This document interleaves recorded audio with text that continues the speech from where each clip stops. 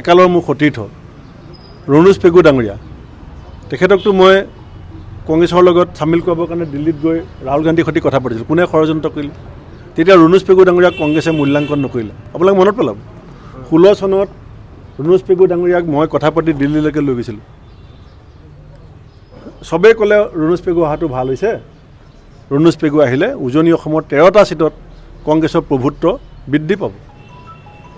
তাৰপাছত বুজাই দিয়া হ'ল যে ৰণোজ পেগু আহিলে ভূপেন বৰা শক্তি বৃদ্ধি পাব। মই লৈ গ'লোঁ, ৰাইজে ক'লে যে ৰণোজ পেগুৱে যদি 16 চনত কংগ্ৰেছৰ সৈতে মিলি ইলেকশ্যন খেলে, তেতিয়াহ'লে 13টা উজনি অসমৰ চিটত কংগ্ৰেছৰ শক্তি বৃদ্ধি পাব।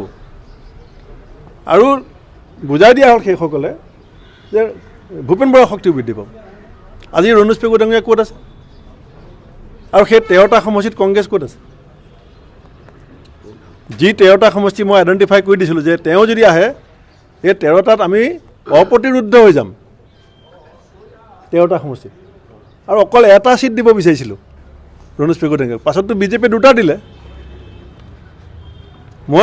মই কি কৰা নাছিলোঁ কংগ্ৰেছৰ কাৰণে?